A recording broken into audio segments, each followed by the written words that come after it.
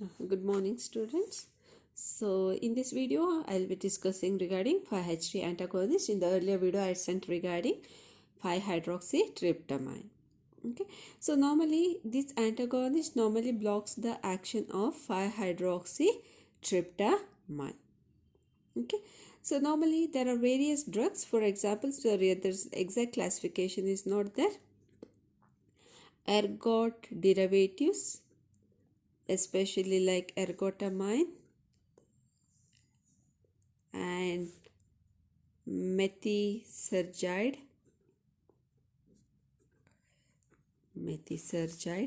then antihistamines drugs, like especially they have got blocking action on 5-HT receptors like ciproheptadine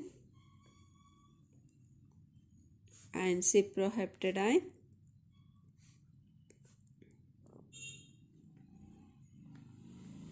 Then alpha blocker,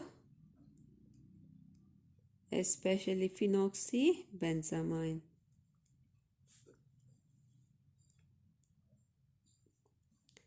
Okay, then drug like chlorpromazine,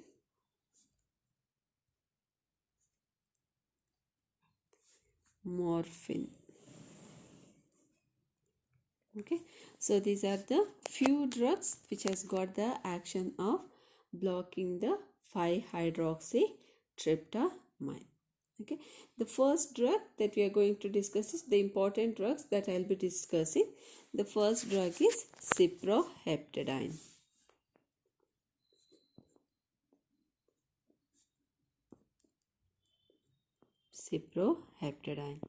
Okay, so this ciproheptadine, normally this is responsible for blocking 5-HT2 receptor,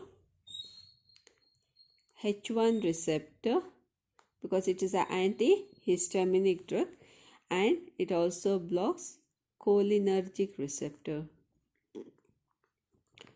5-HT2, H1 and cholinergic receptors. Okay, so normally whenever you give this drug, it is known to produce increased appetite. It normally increases the appetite, thus it produces increase in weight gain. Okay, so normally the weight gain normally occurs whenever the patient is taking the drug, but once the withdrawal of the drug will occur, then what happens is there will be decrease in the body weight. Okay, so normally this drug is most commonly recommended in case of children. Okay, in addition to that, it also increases the growth hormone secretion.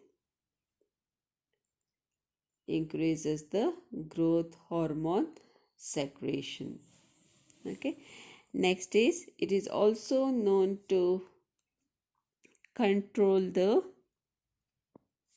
intestinal manifestations.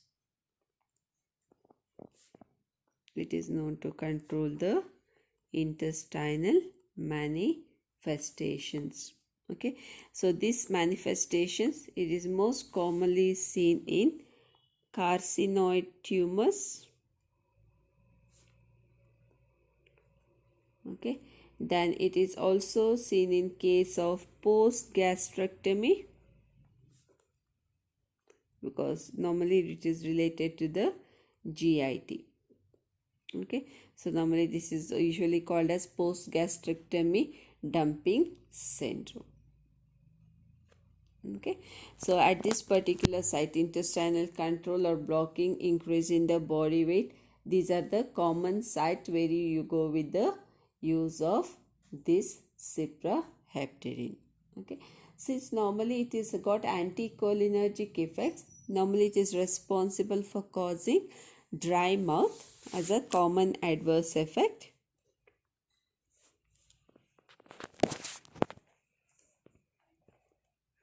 It causes dryness of mouth. It also causes dizziness, drowsiness, and ataxia. Okay, so these are the various adverse effects that is most commonly associated with 5-hydroxytryptamine. Okay, the next drug that I am going to discuss is usually the Methylserazide. So Methylserazide, I'll tell what is this drug. Methylserazide. Okay, so normally this drug is normally related to ergot.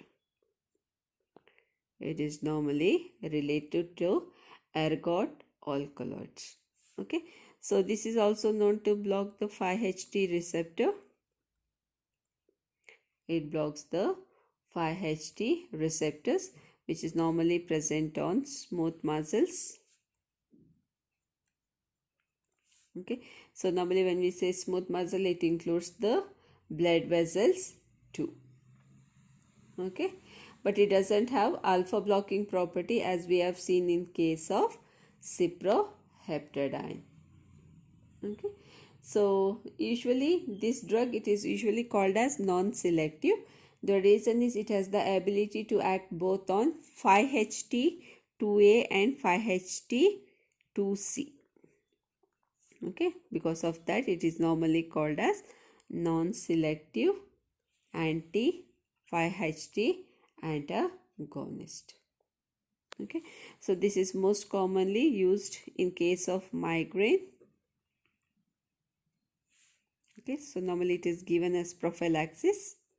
Prophylaxis is before occurrence of headache, just to prevent the headache. Okay, and similar uses like carcinoid tumor and post gastrectomy dumping syndrome. Okay, so these are the two drugs. So the next drug I'll continue in the next video.